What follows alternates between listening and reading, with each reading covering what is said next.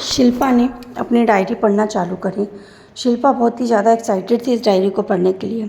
उसने जब से वो वहाँ से लाई थी उस डायरी को अपने पर्स से निकाला भी नहीं था, क्योंकि वो नहीं चाहती थी कि किसी की भी नज़र उस डायरी पर पड़े। इसीलिए वो उस डायरी को बड़े ही चुपचाप से लेकर पढ़ने के लिए बैठ गई। शिल्पा ने जैसे ही उस डायरी को खोला तो उसने देखा इसके तो सारे पेजेस अस्त व्यस्त हो रहे हैं।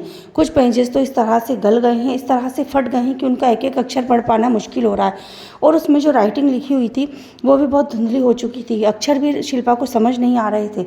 उसका पहले तो बहुत सिर भारी होगा कि वो इस डायरी को पढ़ कैसे पाएगी। इतनी बड़ी डायरी है और उसमें कुछ समझ ही नहीं आ रहा है कि क्या चीज़ें लिखनी है, क्या है। पर उसको पढ़ना तो था, क्योंकि उसके लिए ये सब जानने के लिए वो डायरी को पढ़ना बहुत ही ज़्यादा ज़रूरी था। शिल्पा ने जैसे तैसे उन सारे पेजों को हल्के हाथों से ठीक से जोड़ा, ताकि वो हाथ लगाने से ही फट रहे थे तो वो फटे ना। ठीक से उन्हें जोड़ा और व्यवस्थित करके जमाया। उसके बाद वो उसमें लगी राइटिंग को पढ़ने की कोशिश करने लगी। उसने मैग्नीफाइंग ग्लासेस का यूज़ किया, जिससे कि वो उन राइटिंगों को क्लियरली पढ़ सके। उसके बाद कुछ अक्षर, कुछ भाषा उसे समझ में नहीं आ रही थी, जिसके लिए उसने अपने मोबाइल में से भाषा के ऐप को डाउनलोड किया और वो उससे भाषा को समझने की कोशिश करने लगी, ताकि उसमें लिखा एक एक अक्षर वो ठीक तरह से पढ़ सके और उसका सही मतलब निकाल सके। यह सब करने के बाद शिल्पा ने उस डायरी को पढ़ना प्रारंभ किया। शिल्पा ने डायरी पढ़ना स्टार्ट किया। उस डायरी में सबसे पहले यह समझ में आ गया था कि यह डायरी माला के द्वारा लिखी गई है। तो उसमें सबसे पहले जो चीज़ें लिखी हुई थी वो थी, मैं माला, आज मैं पूरे 12 साल की हो गई हूँ। आज पिताजी ने मेरे लिए बहुत अच्छा तोहफ़ा लेके आए। मैं उसे देखकर बहुत खुश हो गई। आज पिताजी ने मेरे लिए एक बहुत ही सुंदर चित्र बनवाया। उस चित्र को देखकर मैं बहुत खुश हो गई। हमारे यहाँ इस तरह के चित्र पहले कभी नहीं थे। आज पिताजी ने एक बहुत बड़े चित्रकार से सबसे पहले मेरी तस्वीर बनाई और आज मुझे वो मेरे 12वें जन्मदिन पर तोहफे में दी, जिसे देखकर मैं बहुत बहुत खुश हूँ।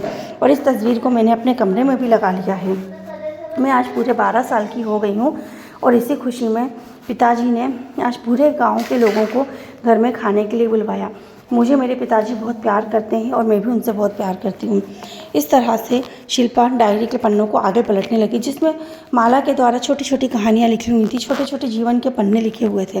पर वाणी के बारे में, ये जो चीज़ वाणी से रिलेटेड हो, इस टाइप का उसे कुछ समझ में नहीं आ रहा था, या उस नीम का पेड़ या बिरजू ऐसी कोई चर्चा उसे समझ में ही नहीं आई।